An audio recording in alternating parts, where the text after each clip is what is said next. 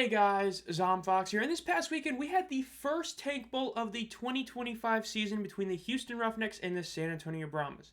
The Brahmas' first home game of the season was for a Tank Bowl. This is Tank Bowl 4 in UFL history. So before we go into the actual game and what ended up happening, let's do a little bit of why this is a Tank Bowl and how both these teams have been doing. So when you look at how this matchup is, this is obviously between 1 and 3 teams. Two of the worst teams in the league. Obviously, Memphis, heading into this week, was also 0-4, but before the Tank Bowl game, ended up getting their first win in the season in a massive upset over the Stallions.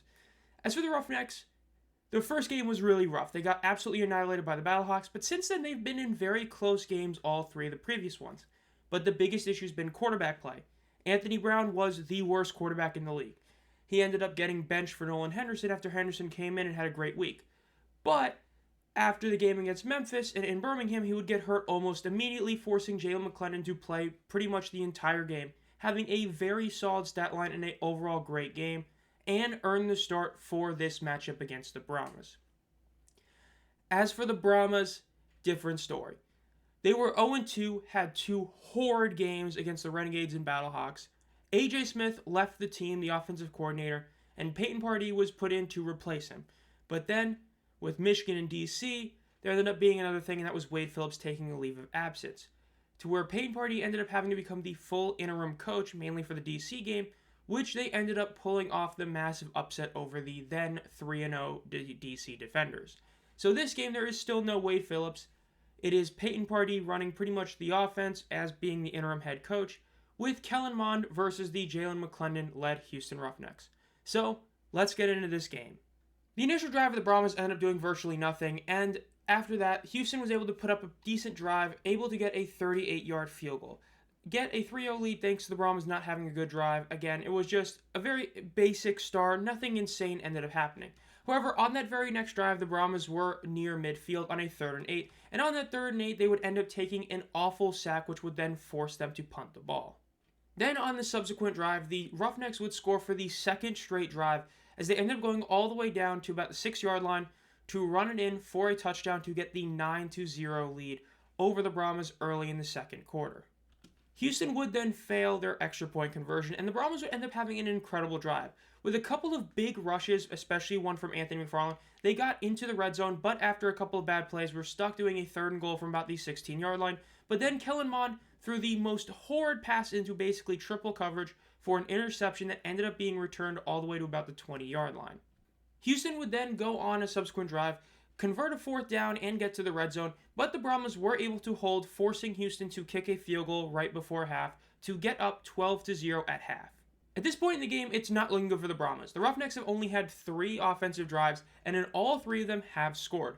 As for the Brahmas, they had one drive that virtually did absolutely nothing, a second drive which looked to be promising until a terrible sack on 3rd down, and then Kellen Mond threw a horrid interception, making it a very poor first half for the Brahmas and a great half for the Roughnecks. Due to the Brahmas getting the ball to start the game, it meant that Houston would get the ball at half. They would go on a great drive, and on 3rd and 1 past the 20-yard line, Kirk Amara would take it all the way for a 20-plus yard rushing touchdown to give the Roughnecks an even larger lead of now 18-0. San Antonio would once again prevent Houston from scoring on the extra point, and then would have another drive where they did actually nothing. But they were able to stop Houston on their next drive, and when San Antonio got the ball back, they put in Jarrett Garantano in at quarterback. And then on a 3rd and 5, it looked like they had their first truly great play of the day, but it was dropped by the receiver roughly 30-plus yards downfield. Instead of being a massive catch, it ended up being an incompletion, forcing yet another punt for the Brahmas on the day. San Antonio would, however, be bailed out by their defense and an insanely lucky play, as McClendon would throw a pass to his receiver who completely mishandled it, and it bounced in the air for a Brahmas interception, giving them the ball in field goal range. And thanks to the ineptitude of the Brahmas offense on the day, it would be a guaranteed 3 points. No touchdown despite getting the ball basically in the red zone. Definitely disappointing for the Brahmas, but at least they're now on the board. After that, there would be a couple of drives where virtually nothing really important happened. But eventually, Houston would punt the ball to the Brahmas, and there was another big return for the Brahmas, getting the return all the way past the 50-yard line, getting into about the 46-yard line, which in theory meant that the Brahmas should be able to score on this drive. But just a couple of plays later, some would say karma for that McClendon interception. Garantano would throw a pass to his teammate who did not make the reception, and it got intercepted and returned all the way for a pick six to give the Roughnecks 24 points on the day and a 21-point lead overall at that time.